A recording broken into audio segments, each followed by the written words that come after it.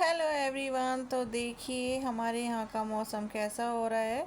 हमारे यहाँ की तरह बहुत सी जगह ऐसे ही सुहाना मौसम हो रहा है। कभी तो धूप निकलती है, कभी बारिश होती है।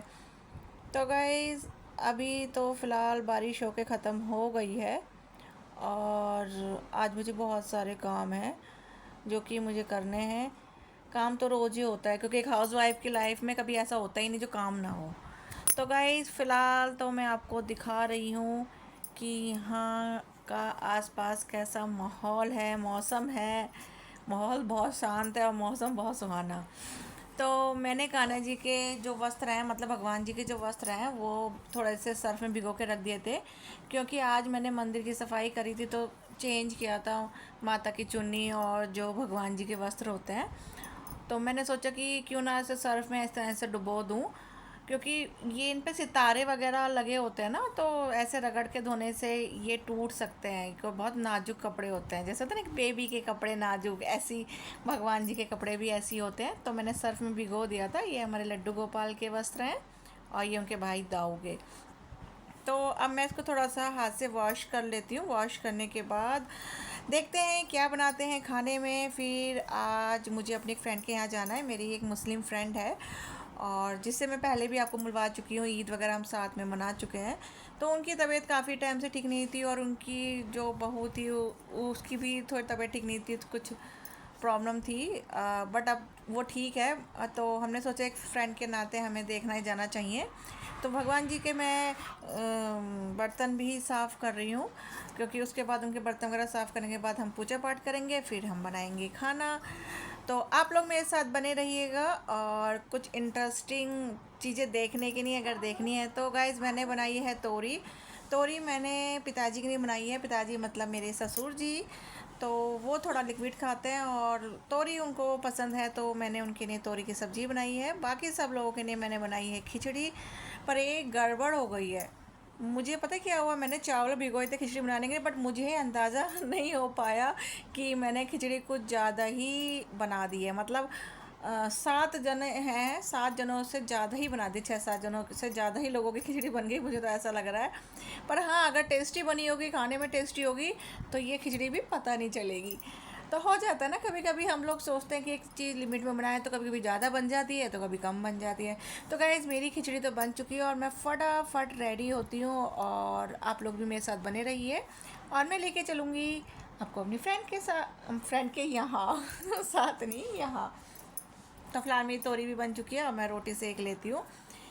तो मेरे ब्लॉग्स देखने के लिए थैंक यू एवरीवन कि आप लोग मेरे ब्लॉग्स देखते हो और मुझे इतना सपोर्ट करते हैं कि मेरा मन करता है कि मैं अपना डेली रूटीन आप लोगों के साथ शेयर करूं। और आगे भी ज़रूरत पड़ेगी, यूं ही सपोर्ट करते रहिए, यूं ही हेल्प करते रहिए। तो गाइज़ मैं निकल चुकी हूँ अपनी फ्रेंड के यहाँ और देखिए कांवड़ियाँ भी शुरू हो गई हैं क्योंकि सावन शुरू हो चुका है। और मेरी तरफ से भी हैप्पी सावन। तो कांवड़ियाँ तो सावन स्टार्ट होने से पहले ही चल देते क्योंकि जब तक शिवरात्रि आती है तो उन्हें अपने अपने स्थान पर पहुँचना होता है। तो गाइज़ मैं आ गई हूँ अपनी फ्रेंड के यहाँ, जिसको हमने बताया नहीं था कि हम उससे मिलने आ रहे हैं।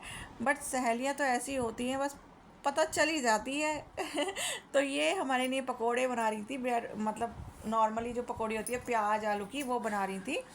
और हम जब पहुँचे तो हमें लगा कि हम उनको सरप्राइज़ देंगे, बट उन्होंने हमें सरप्राइज़ दे दिया। और हमने उनको बोला इतनी गर्मी में कहाँ लगी हो पसीनों में, पर वो बोली सहेलियों के लिए तो कर सकते हैं। और जबकि हम इनको ही देखने आए थे और इनकी बहू को देखने आए थे क्योंकि इनकी तबीयत ठीक नहीं थी।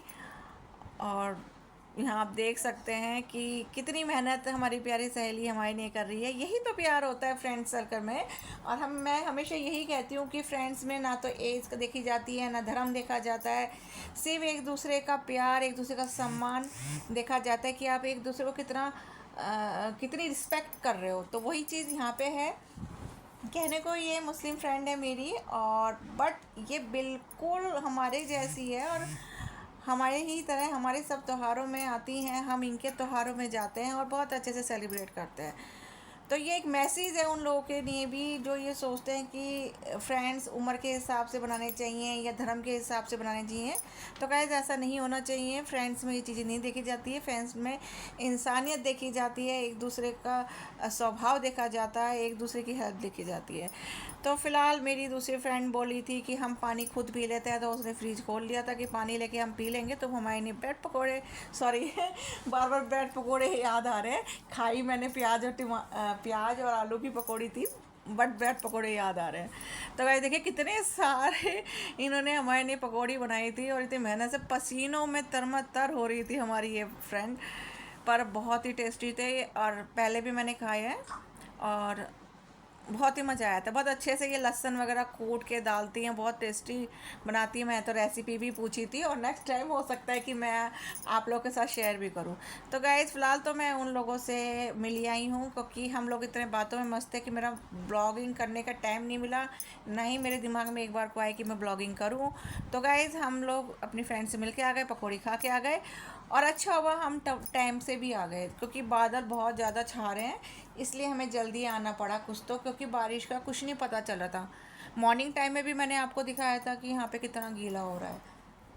जब हम वहाँ से आए तो भाई मौसम भी इतना वो हो गया था ना, काले बादल। बहुत अच्छा था कि हम टाइम से घर आ गए और आप नज़ारा देख सकते हैं गाइज, यहाँ पे बारिश हो चुकी है और जैसे कि सावन लग गया है और सावन में तो रिमझिम रिमझिम। और ये देखो ये बदमाश इधर से उधर भीगने की कोशिश कर रहा है, बोल रहा है कि मैं नहा नहीं रहा हूँ मम्मी, मैं नहा नहीं रहा हूँ तो आप मेरी किचन की खिड़की से भी देख सकते हैं कि यहाँ पे कैसा हो रहा है। गाइज ये गवर्नमेंट्स क्वार्टर हैं तो थोड़े से आपको लग सकते हैं कि इस तरह से किस तरह से ये बने हुए हैं। तो ये गवर्नमेंट क्वार्टर और आज के टाइम पे गवर्नमेंट्स क्वार्टर की हालत क्या होती है आप लोगों को पता है। कई जगह अच्छी है तो कई जगह ख़राब है।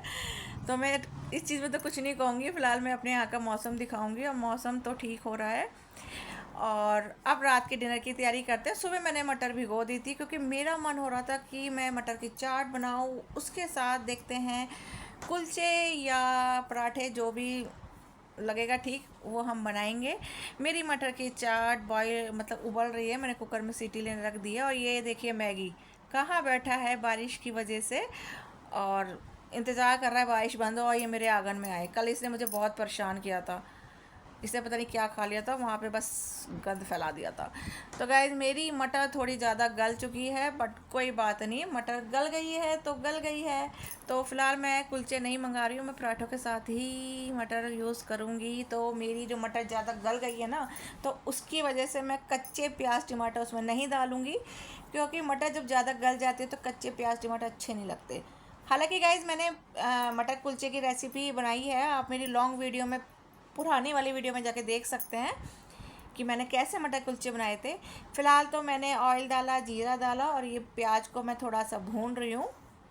नॉर्मली मटर कुलचे में तो कच्चे ही काट के डालते हैं, आप लोगों ने बहुत बार खाई होगी, तो कभी ऐसे भी बना के देखिएगा। तो ऑयल में मैंने जीरा प्याज डाली, उसे फ्राई किया, थोड़ा टमाटर लिया, टमाटर को फ्राई करा है। ज़्यादा मैं खट्टा बनाऊँगी नहीं क्योंकि टमाटर हैं, थोड़ा नींबू का रस निकाला हुआ था वो ऐड कर दूँगी।